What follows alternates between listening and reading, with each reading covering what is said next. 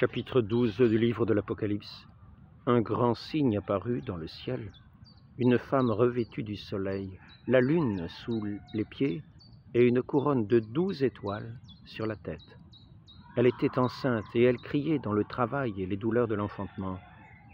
Un autre signe apparut dans le ciel, et voici un grand dragon rouge-feu qui avait 7 têtes et 10 cornes, et sur ses têtes 7 diadèmes. Sa queue entraînait le tiers des étoiles du ciel et les jetait sur la terre. Le dragon se tint debout devant la femme qui allait enfanter, afin de dévorer son enfant dès qu'elle l'aurait enfanté. Elle enfanta un fils, un mâle, qui doit faire paître toutes les nations avec une verge de fer. Et son enfant fut enlevé vers Dieu et vers son trône. Et la femme s'enfuit au désert, où elle avait un lieu préparé par Dieu, afin d'y être nourrie pendant 1260 jours. Il y eut une guerre dans le ciel. Michel et ses anges combattirent le dragon. Le dragon combattit, lui et ses anges, mais il ne fut pas le plus fort. Il ne se trouva plus de place pour eux dans le ciel. Il fut précipité, le grand dragon, le serpent ancien, appelé le diable ou Satan, celui qui séduit toute la terre habitée. Il fut précipité sur la terre, et ses anges furent précipités avec lui.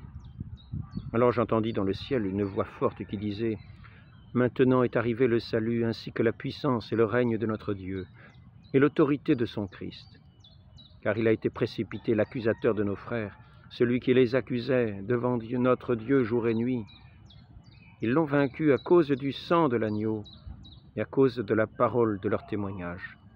Et ils n'ont pas aimé leur vie jusqu'à craindre la mort. C'est pourquoi réjouissez-vous, cieux, et vous qui habitez les cieux. Malheur à la terre et à la mer, car le diable est descendu vers vous, plein de fureur, sachant qu'il a peu de temps. Quand le dragon vit qu'il avait été précipité sur la terre, il poursuivit la femme qui avait mis au monde l'enfant mâle. Alors, les 2 ailes du grand aigle furent données à la femme pour s'envoler au désert vers son lieu où elle est nourrie un temps, des temps et la moitié d'un temps, loin de la face du serpent. De sa gueule, le serpent lança de l'eau comme un fleuve derrière la femme, afin de la faire entraîner par le fleuve. Mais la terre secourut la femme.